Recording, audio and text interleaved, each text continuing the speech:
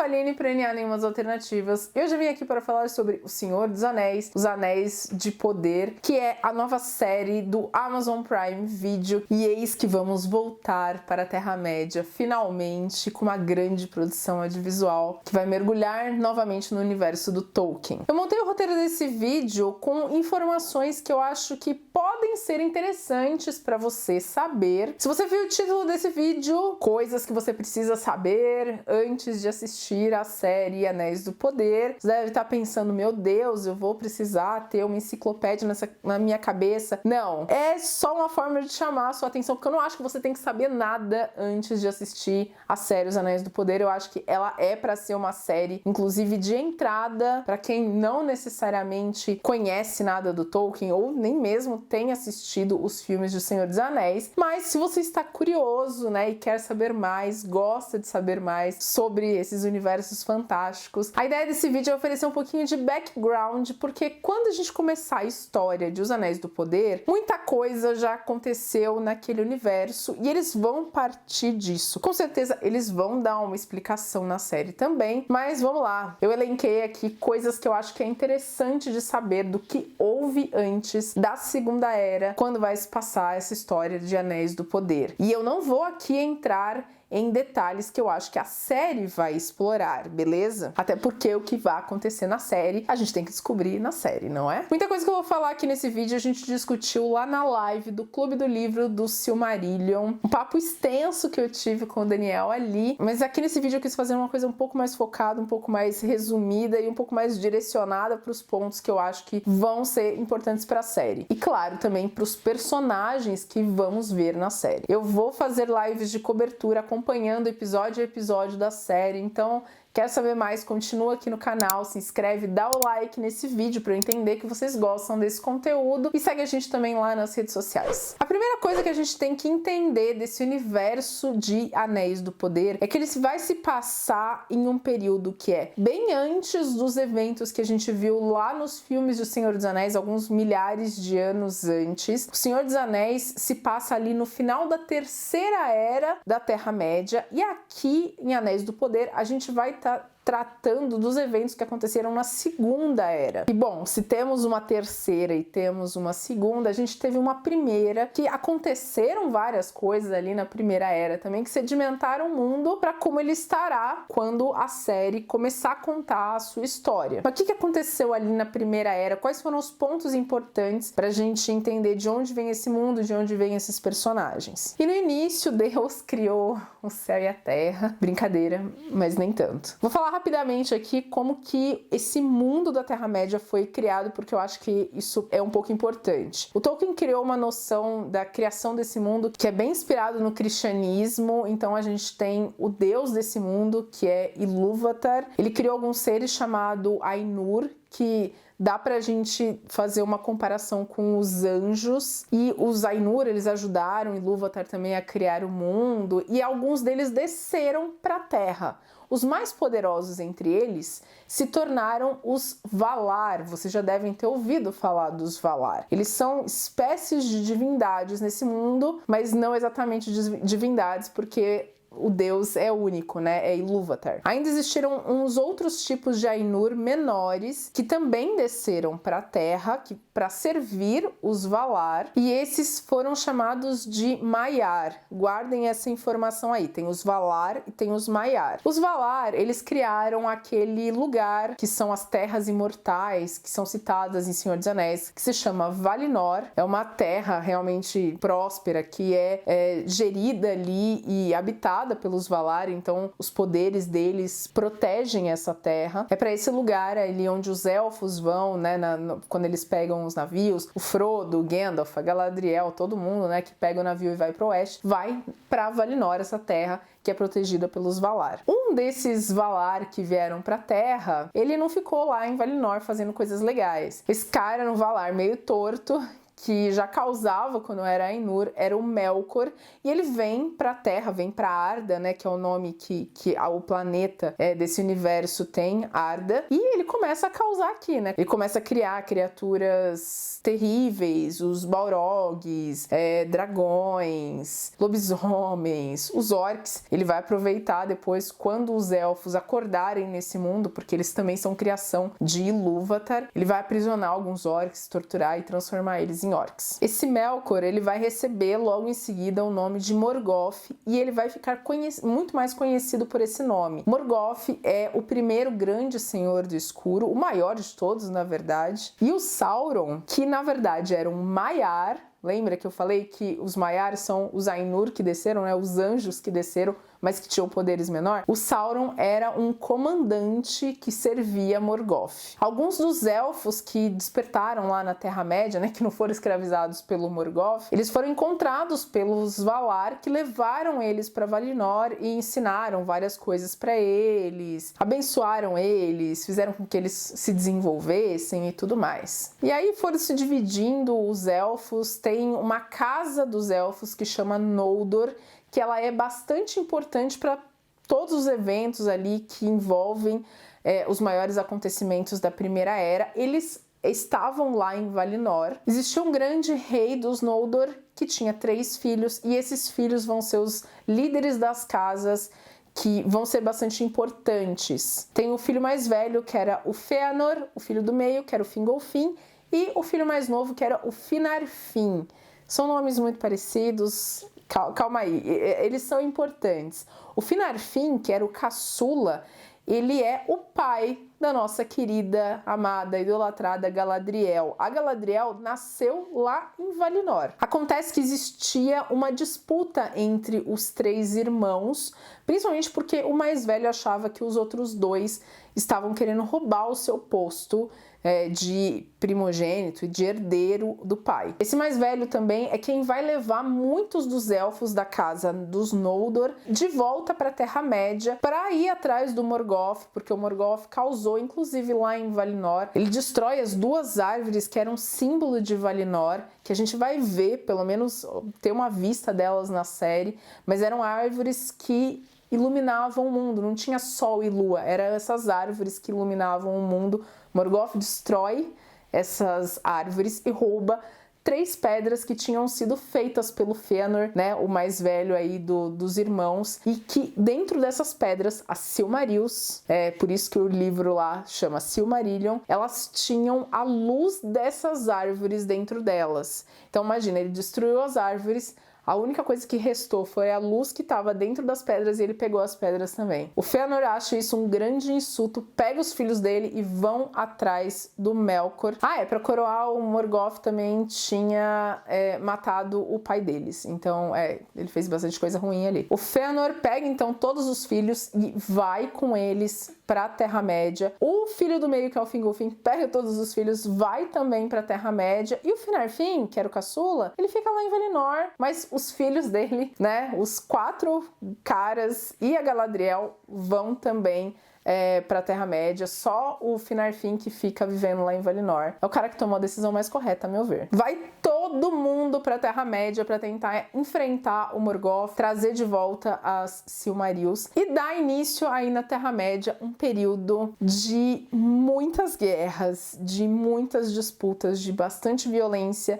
de traições. Vocês acham que os elfos são aquela raça incrivelmente sábia e justa que a gente vê lá na Terceira Era nos filmes do Tolkien? No começo eles não eram muito bem assim, não. Acho que depois de alguns milhares de anos eles se tornaram aquela raça mais sábia, mas inicialmente existiam algumas disputas e tinham alguns elfos que eram bem casquinha de ferida. A gente vai ter então muitas mortes também nesse período, lembrando que os elfos são imortais porque eles não morrem de velhice, mas eles podem ser mortos em batalhas. E é um período, claro, de muito sofrimento. todos os irmãos da Galadriel vão morrer durante esse período enfrentando o Morgoth e seu exército. Pode parecer muita coisa, mas eu tô falando tudo isso pra gente entender o background de uma das personagens que vai ser aí protagonista de Anéis do Poder, que é a Galadriel. A Galadriel não é uma elfa jovem, ela já tem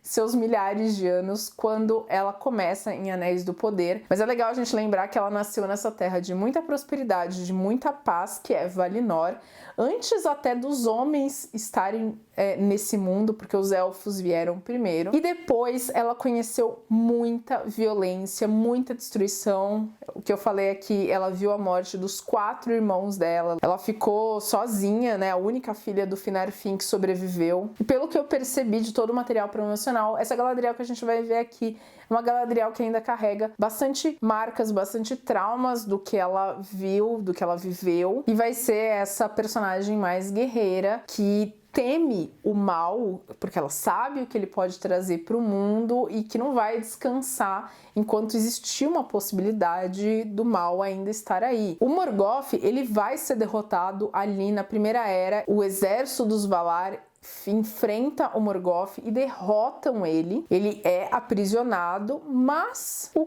grande comandante dele, o Sauron, não estava lá quando o Morgoth foi capturado e simplesmente some. Isso já vai ter acontecido há um tempo, quando o Anéis do Poder começar, mas a lembrança do Morgoth ainda vai estar muito presente, eu acho, na vida de algumas pessoas que viveram nessa época, que ainda estão vivas, como os elfos, como a Galadriel, como o Gil-galad, que também vai ser um elfo importante em Anéis do Poder. Ele é sobrinho da Galadriel, pai dele, como eu disse, morreu ali enfrentando o exército do Morgoth. E na série, o Gil-galad vai ser um rei elfo importante e bastante poderoso. Também tem aqueles que são mais jovens, né, que nasceram ou no final da época do Morgoth, ou depois, e é o caso do Elrond. O Elrond a gente já conhece bem também ali de O Senhor dos Anéis, é o pai da Arwen, o senhor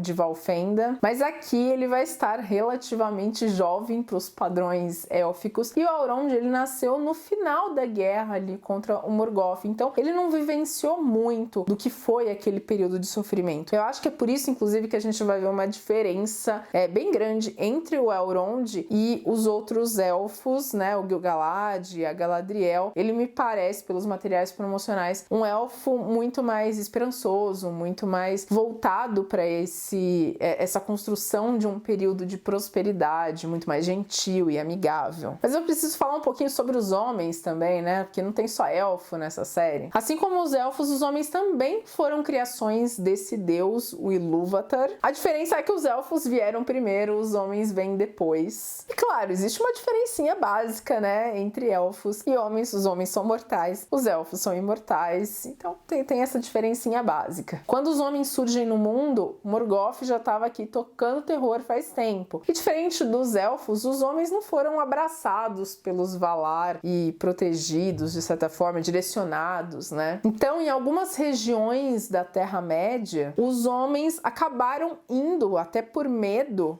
ser controlados e ficarem à mercê ali do Morgoth, chegaram a lutar pelo Morgoth, principalmente ali nas regiões sul e leste da Terra-média. E é exatamente nessas regiões que na série de Anéis do Poder a gente vai ver que existem essas vilas, essas cidades humanas que têm um desenvolvimento muito mais precário do que a gente vai ver em relação às cidades élficas, até mesmo em outras regiões que são dominadas por homens. É quase como se, já que eles estavam lá do lado de Morgoth, eles não se desenvolveram direito, eles vivem nessa idade das trevas aí, e eles vão ser constantemente lembrados do seu passado, né, de terem ficado do lado do Senhor do Escuro aí, e também vigiados. Mas a gente não tem só homens que lutaram ao lado de Morgoth, nós tivemos homens que eram aliados dos elfos e que lutaram do lado dos elfos contra Morgoth. Tivemos até mesmo casamentos, não é? Entre elfas e homens, homens. Historicamente, na Terra-média, o casamento do Aragorn e da Arwen é conhecido como o terceiro grande casamento, a terceira grande união entre uma elfa e um homem. Houveram 2 antes, e de uma dessas uniões nasceu o Erendil, que é o pai do Elrond. É por isso que o Elrond, ele é chamado de meio-elfo, porque ele tem aí sangue élfico, mas ele também tem sangue humano. E a todos os descendentes dessa linhagem foi dada uma opção. Eles poderiam escolher viver uma vida como elfos imortais, ou eles podiam escolher a vida humana e viverem ao lado dos homens. O Elrond, a gente sabe bem o que ele escolheu, né? Ele escolheu ser elfo, mas ele tinha um irmão, e o irmão dele, o Elros, escolheu a vida humana. Sim, olha só que impressionante. O Elros acaba virando o primeiro rei do maior reino dos homens que a Terra, né, que Arda jamais viu. Nem Gondor, quando estava em toda a sua glória, chega a ser o que era Númenor, e a gente vai ver Númenor na série. O reino de Númenor ficava em uma ilha, não era na Terra-média, e ela é quase que uma Atlântida, assim, era onde os homens tinham desenvolvido sua tecnologia, tinha magia, tinha conhecimento, sabedoria, riquezas, tudo de melhor tinha lá em Númenor. E os homens de Númenor, até, né, por ter aí começar com essa ligação com os elfos, eles tinham uma vida bem mais longa que os homens normais. O Elros, se não me engano, vive mais do que 500 anos. Vai diminuindo um pouquinho isso aí, mas na época em que vai se passar Anéis do Poder, os homens de Númenor já ainda vivem aí seus 300, 350 anos. A gente vai ver Númenor muitos reis, gerações depois do Elros lá, o primeiro rei, o irmão do Elrond. No momento da série, a gente vai ter uma rainha que é a Miriel. Eu não vou entrar em muitos detalhes sobre a história da Miriel e os governantes nessa época, mas eu vou dizer que em Númenor, neste momento em que vai se passar Anéis do Poder, vai ter uma divisão entre a população. Tem aqueles que ainda são amigos dos elfos, que apoiam os elfos e os Valar, e tem aqueles que já estão com muito rancor dos elfos, se ressentem pelo fato dos elfos serem imortais e eles não. É um ressentimento que é estendido, inclusive, aos Valar. No núcleo de Númenor, a gente ainda vai ver 2 personagens importantes